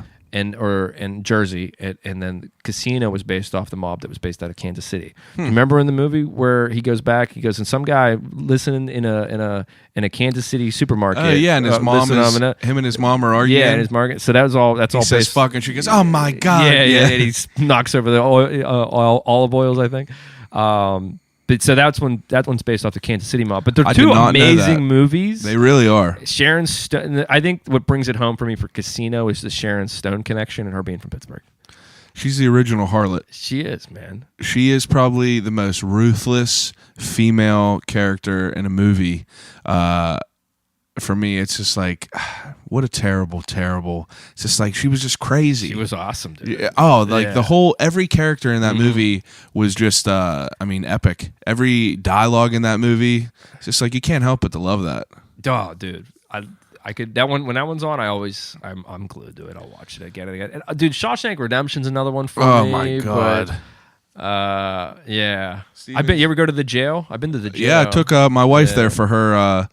We're big horror people. Okay. Got married in October. I got Monster Squad 80 movies tattooed on my leg. I took her to the Mansfield Penitentiary, and they had like a haunted house there, and I actually had the VIP tickets, so we got to go to a dinner with a medium. Ooh, and shit. Got to learn a little bit about ourselves, but it was crazy up there. That's cool, dude. I'd like to go whenever there's not like a haunted house for days, like in daytime, so you could like see everything. Yeah, that's what I did. I went when I was going to see, of all things, I'm a big Dave Matthews fan. Matthews? I'll put that out there. I'm a huge Dave Matthews Deep fan. tracks only, no hits. That's right.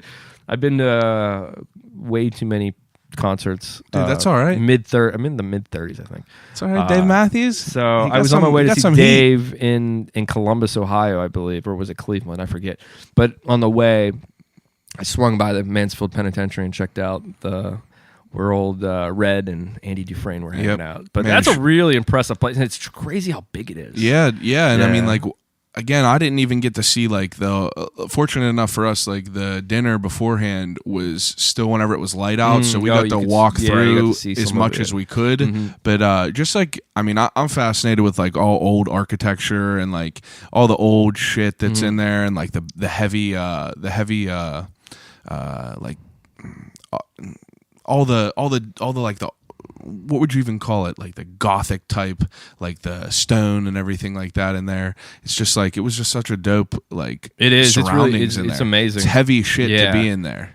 And I was blown away by the scale of it. Yeah.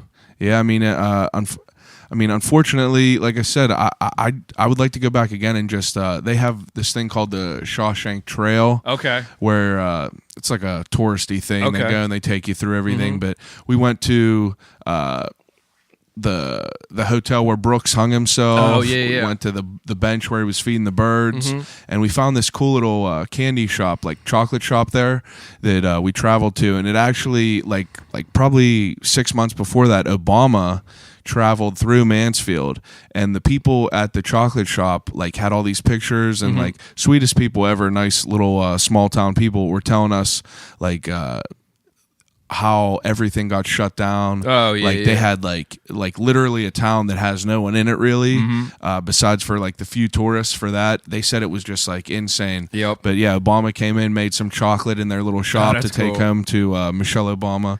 So it was cool to like see things like that. One thing I haven't gotten to do yet, and my last, if I had to pick one other, I'd have to go Back to the Future 2. Back to the Future 2. Yeah, 2 was my fave out of all three. I can understand. I hated number 3. I wasn't a fan of number 3. I thought it was terrible. 2 was my favorite. 2 was good though, for sure. Hoverboards made it. That was an epic part. Yeah, I know, right? I literally thought all that shit was for sale when I watched that movie. I bet. I was like, wow, I can buy that shit. It would be sick to be able to. Now, if you want to buy Marty McFly's Nike shoes, you got to pay $8,000. I know, right? $8,000 to see that. I saw a pair in real life at the Refresh sneaker convention, and I got to hold a pair in my hand, and it was just like Kid Cudi bought the first pair that were available to the masses. Yeah? Yeah, because they all got. When If Michael I had J. the cash, Fox, I would buy it. When Michael J. Fox did the thing with Nike, the Air Mags, Kid Cudi was the first one to buy one. That's dope. Yeah, I think he paid like $60,000 for it. Jesus Dude, it was Christ. so cool to like hang with Michael J. Fox like last week or 2 weeks ago in Florida. He is just one of the most impressive people like I've ever met. Beyond just being like so like famous for being an actor, for what he's done for Parkinson's.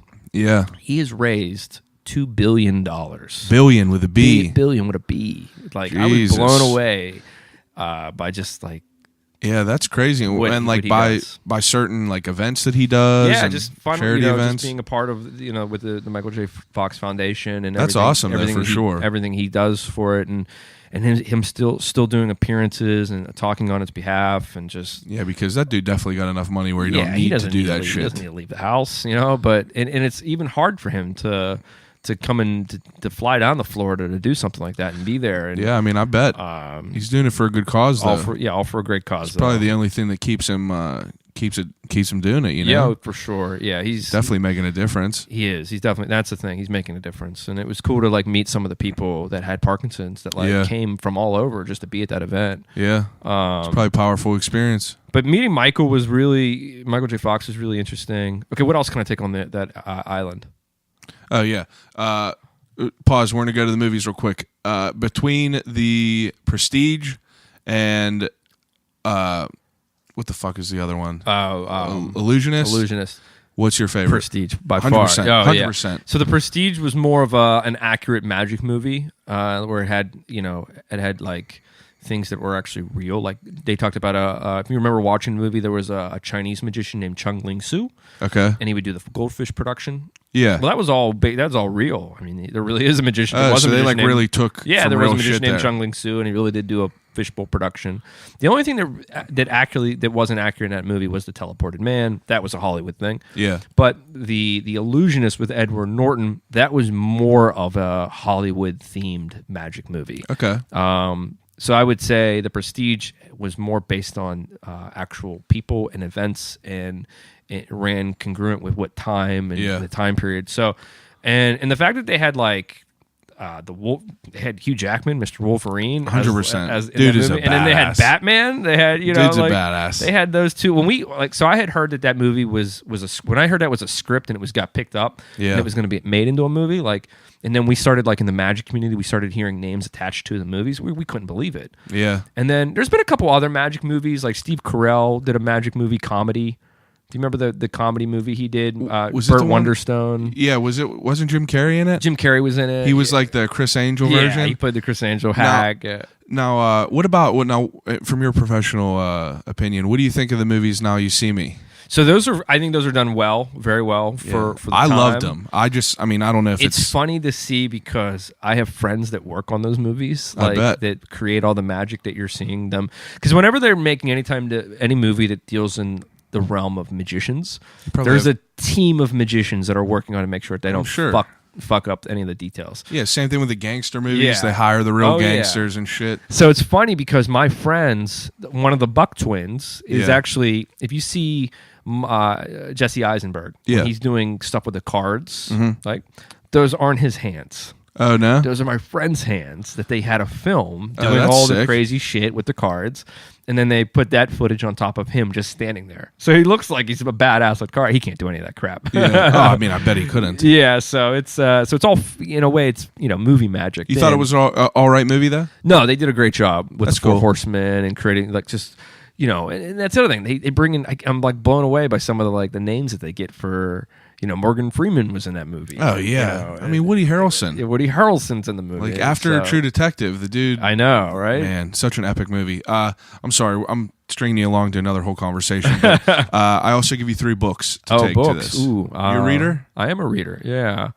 There was a book I finished probably a couple months ago called Fooling Houdini that was very good. Okay. I would probably take a book called S.W. Erdnase at the Card Table. Okay. Very interesting book. It was published in 1903, and S.W. Erdnase is the magician that published all these like moves with a deck of cards, but nobody knows who he really is in real life. There's no actual bio. That's really not his real name? No, it was under a pen name. Oh, that's sick. So no one knows who it really is, which I thought was really cool. And you know what other book I just picked up? It escapes it. I just started reading it, but it escapes the name of me right now. And it's by Neil Patrick Harris. He just put out a book. It's a magic book, but it's for kids. But it's is he a magician? Oh yeah, Neil Patrick Harris is one of the best magicians around.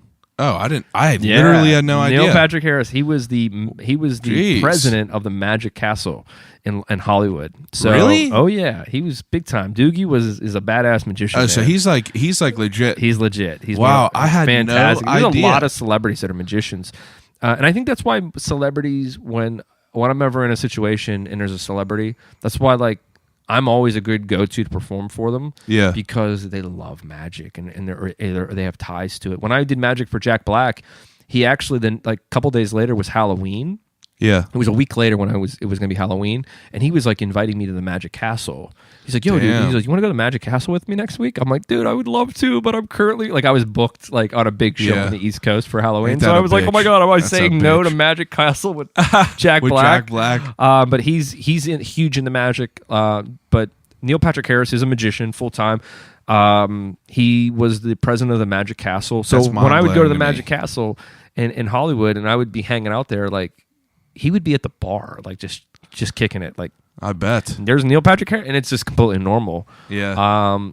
There's quite a few celebrities that are magicians. I'm trying to get if Seinfeld, Jason Alexander. Oh yeah. He's a mentalist. He does all mentalism. Really? Yeah, he does mind reading. Holy Yeah, shit. and he's fucking awesome. I had really, no idea. Really, really good. Really talented. Other people you probably would never even heard of that are magicians were Johnny Carson. Oh yeah. Growing up, I remember hearing that Johnny Carson was a magician, and that really in a way it made me respect the art even so much more, knowing that These a people guy that don't have to do it, choose to do it. But it's funny, he always said if he wasn't a talk show host, he'd have been a magician. yeah. He fell into the whole comedy talk show host shit. He was a magician, and that's why he did so much for magic when having the Tonight Show. He had so many magicians on over the years. My mentor was on the Tonight Show. Yeah. And then when Leno kind of took over, magic kind of fell by the wayside because Leno wasn't as big of a fan of magic as Johnny was. But it's cool to see that in mainstream society how many people were actually into magic or were magicians. Yeah. I mean, if you're not a fan, I feel how would you know? Exactly. Yeah. Now let me push you to this last part so you can go to your dinner with Donnie Iris. Oh yeah, I could. Tuesdays, I always go and hang with Donnie for cigars. We get together. No big deal or nothing, Donnie Iris. Now, I asked you movies, I asked you books. This is probably the hardest thing for people to answer. If you get to take 3 musical albums with you to take, Dave Matthews, all 3? No, not all 3. I would take one Dave album with me. One Dave album. It would, and if I had to pick, it'd probably be. I don't know. You know which? I don't know which album I would pick. Definitely a live album. Probably the one New York album is really good. I'm trying to think of other artists I would definitely take with me. I was a Jay-Z. I'm a huge Jay-Z fan, Kanye fan, so I would probably take the Throne or whatever. I would probably take Watch the Throne, just to cover both bases with Kanye and Jay. That's legit. And if I had to take one more, good question, man. I know. Everyone's sitting there like, I don't know what I'm going to take. I really like Sting, so it would either be it'd either go with like the Police. Hey, you can't beat that. Or Genesis. I don't know. Police is definitely a good choice. Yeah, that covers a good variety of music. But then again, I also, it's so funny to be able to go out and perform at Robbie's event every year because I grew up being such a fan of the Doors.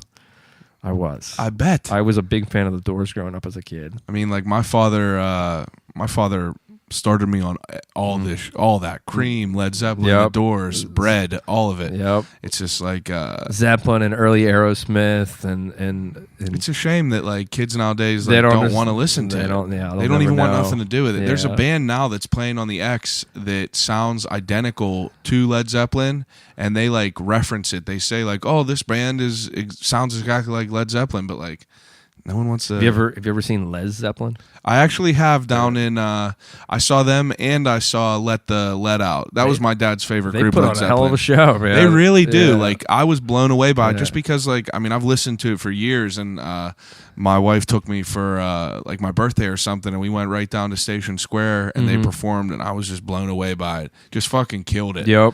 It's just like I mean, you close your eyes and you could you feel like be there. You feel like you hear your like my dad was he's always told me the story about how he saw Led Zeppelin in Three Rivers Stadium. Oh, okay. And there was like the laser show, and it's just like I can't even wrap my mind about what it would be like in the 70s to see Led Zeppelin, Three Rivers Stadium with laser lights all around crazy, it. Like man. Everyone's just fucked up, you know they are, and it's just like I was at the U2 show when they were here and they did the Joshua Tree, and that was pretty fucking awesome. You know what? I'm still pissed at Bono for putting that fucking album on my phone for not asking. Oh yeah, he did do that. I'm not a U2 guy. You're not a U2. That show was really cool though. I mean, like I get that was a cool show. So the U2 was a band that has a lot of relevance to magic.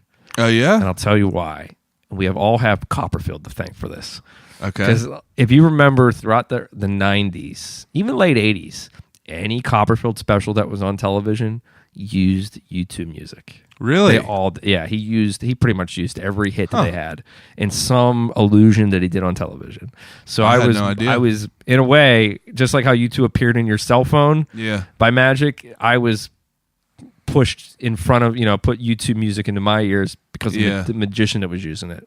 So that's understandable. But their concert at the stadium I thought was really wild. Everyone says that they're amazing. They're amazing live. I'm sure they are. I was really blown away by just how good the sound was. Like at an arena, like at Heinz Field. It was. I mean, I bet it was phenomenal. It felt like you were listening to a CD. I don't think I've been to a. I tend to don't go to like huge shows. Biggest show I've been to is like I'll go to the Burgettstown and like see people perform out there. But like I don't like the whole atmosphere of me having to sit in a chair. Have you ever done a festival?